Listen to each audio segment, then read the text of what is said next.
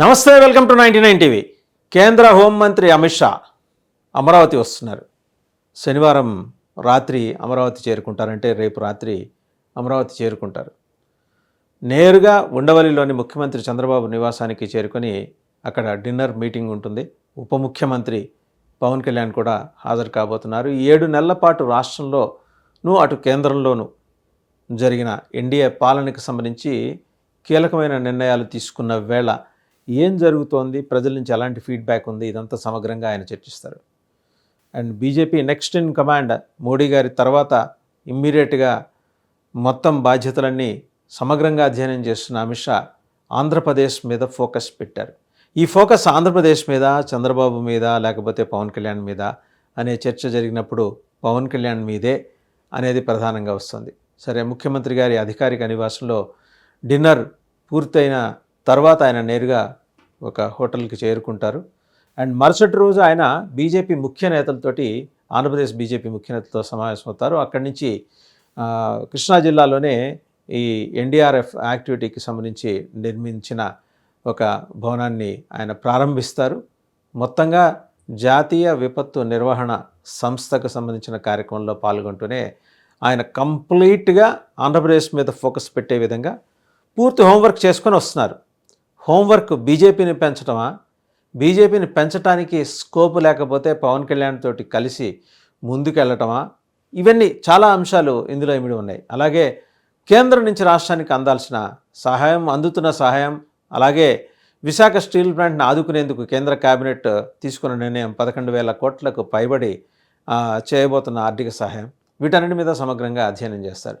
తాత్కాలికంగా ఏంటంటే హోంమంత్రి అమిత్ షా పర్యటన ఒక కీలకమైన వేళ ఉండటం వల్ల తాత్కాలికంగా స్టీల్ ప్లాంట్కి సంబంధించిన ఉద్రిక్తులు అయితే ఏమీ ఉండకపోవచ్చు. ఎందుకంటే ప్రైవేటీకరణ దిశగా వెళ్ళటం లేదనే సంకేతాలు కేంద్రం ఇచ్చినట్టుగానే భావిస్తున్నామని చెప్పేసి అటు తెలుగుదేశం అనుకుంటోంది, ఇటు జనసేన అనుకుంటోంది. బట్ బీజేపీ ప్లాన్ డిజిన్వెస్ట్మెంట్, పెట్టుబడుల ఉపసంహరణ అనేది అది దేశవ్యాప్తంగా ఉన్న ఒక జాతీయ విధానం.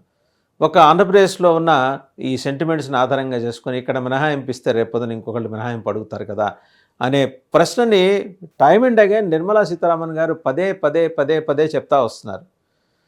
ఎందుకంటే స్టీల్ ప్లాంట్ ప్రైవేటీకరణ చేయొద్దని చెప్పేసి ఎంపీల డెలిగేషన్, వైఎస్ఆర్సీపీ హయాంలో అప్పుడు ఎంపీల డెలిగేషన్ వెళ్ళి ఆమెని అప్రోచ్ అయినప్పుడు పొరుగునున్న ఒరిస్సాలో నీలాంచల్ స్టీల్స్ని ప్రైవేట్ పరం చేసాం, మీకు మాత్రం వచ్చిన నొప్పి ఏంటి, ఇబ్బంది ఏంటి అనే తరహాలో ఆవిడ వాళ్ళని ప్రశ్నిస్తే నీళ్లు నములుతూ బయటకు వచ్చారు వైసీపీ ఎంపీల బృందం.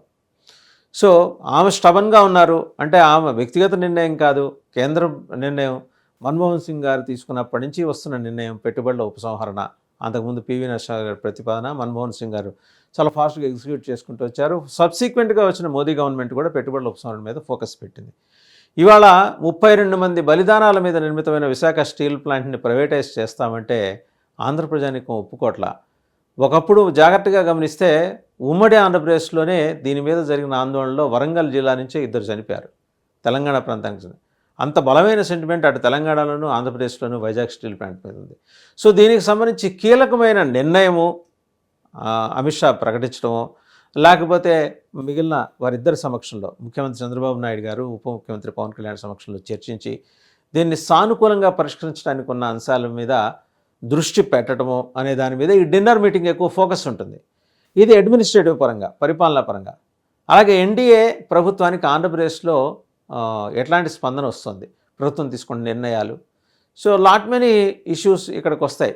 నెలకో అంశం చొప్పున సూపర్ 6ని పక్కన పెట్టేసి నెలకో అంశం చొప్పున తెర మీదకి తీసుకొచ్చి దారి మళ్లింపు రాజకీయాలకి కూటమి ప్రభుత్వం పాల్పడుతోంది, కూటమిలోని పార్టీలు పాల్పడుతున్నాయని చెప్పేసి జగన్మోహన్ రెడ్డి గారు ఆరోపిస్తూ వస్తున్నారు.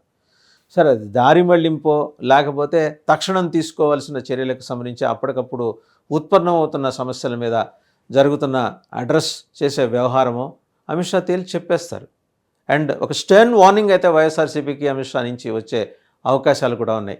ఆయన ఏదో వైఎస్ఆర్సీపీ ఏదో బీజేపీ దత్తపుత్రిక, లేకపోతే జగన్మోహన్ రెడ్డి గారు మోడీ దత్తపుత్రుడు అనే భావన వైసీపీకి ఉంటే గనక దాన్ని చెరిపేసే ప్రయత్నం అమిత్ షా చేయబోతున్నారు.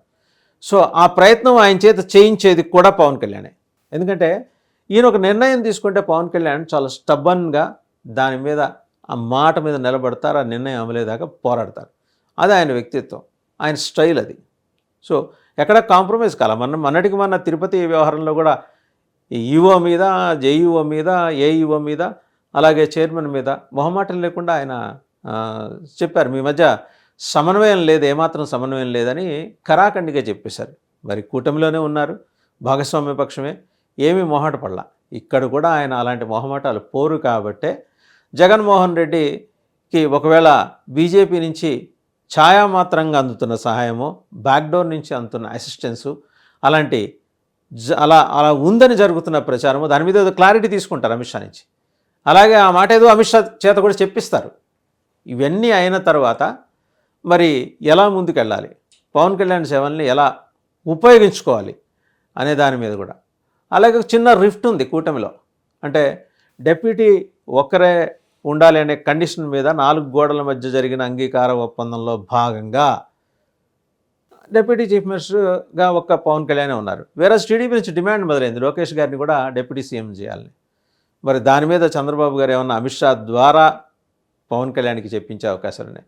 ఇంకొకరిని అకామిడేట్ చేసుకుంటాం, కొంచెం మీరు చూసి చూడనట్టు పోండి అని చెప్పి పవన్ కళ్యాణ్కు అమిత్ షా చెబితే ఆ మొహమాటానికి నేను ఒప్పుకుంటారేమో అనే ఒక చిన్నపాటి ఆశ అయితే టీడీపీ బాస్కు ఉంది. మరి ఆయన ఈయన చేత చెప్పిస్తారా అమిత్ షా చేత, అమిత్ షా చెబితే పవన్ ఒప్పుకుంటారా? ఇవన్నీ కూడా $1,000 మిలియన్ ప్రశ్నలు, $1,000 మిలియన్ ప్రశ్నలే. ఒప్పుకున్నా ఒప్పుకోకపోయినా పవన్ తన స్టైల్ అయితే మార్చరు. ఓకే, ఆయన ఇద్దరు కాకపోతే 3 డిప్యూటీ సీఎంలు తీసుకోండి, లేకపోతే జగన్మోహన్ రెడ్డి గారి మాదిరి 5గురిని తీసుకోండి, ఈయన స్టైల్ మారదు. ఈయన భాగస్వామ్య పక్ష నేతగా 100% స్ట్రైక్ రేట్ తోటి తన పార్టీని నిలబెట్టి తెలుగుదేశానికి కూడా 134 సీట్లు రావటం వెనక ఆయన చేసిన అమేయమైన కృషిని ఇగ్నోర్ చేస్తే మాత్రం జన సైనికులు ఒప్పుకోరని చెప్పి సోషల్ మీడియాలో ట్రోల్స్ మొదలైనాయి ఆల్రెడీ. సో అంత ఆ రిఫ్ట్ వైడెన్ కాకుండా ఉండటానికి ఏం చేయాలో అమిత్ షా సజెషన్స్ ఇచ్చి, అంటే ఒక జిందా తిలిస్మాత్ లాంటి ఔషధం ఏదో ఒకటి ఇచ్చేసి వెళ్తారు ఇద్దరు నాయకులకి, అంతవరకు గ్యారంటీ ఉంది. గ్యాప్ ఉంది అంటూ వైసీపీ చేస్తున్న ప్రచారాన్ని తిప్పికొట్టే ప్రయత్నం అయితే కూటమి నేతల మధ్య గ్యాప్ ఉంది, అది అమిత్ షా మొహమాటం లేకుండా తిప్పికొట్టేస్తారు. అందులో ఆయన ఏమి కాంప్రమైజ్ కారు. తర్వాత మరుసటి రోజు జరిగే బీజేపీ రాష్ట్ర నాయకుల సమావేశంలో అయితే ఆ రోజు వాళ్ళకి బ్రేక్ఫాస్టు, లంచ్, డిన్నరు 3ంటికి కలిపినంత, అది మూడు కలిపితే ఉండే ఎంత శక్తి ఉంటుందో అంత శక్తి మేరకు వాళ్ళకి కడుపు నిండా భోజనం పెట్టి పంపించడానికి ఆయన సిద్ధమయ్యారు. బీజేపీ రాష్ట్ర నాయకత్వంలో లుకలుకలు, అండర్స్టాండింగ్స్ లేకపోవటం, భావ వైరుధ్యాలు, సమన్వయం లేకపోవటం, ఇలాంటి అంశాలన్నీ ఆయన దృష్టిలోకి వెళ్ళాయి. సో వాళ్ళ సొంత పార్టీ నాయకుల్ని కడిగేసి శుభ్రంగా తోమి ఉతికి క్లిప్పులు పెట్టి మరీ వెళ్తారు అమిత్ షా అని సమాచారం.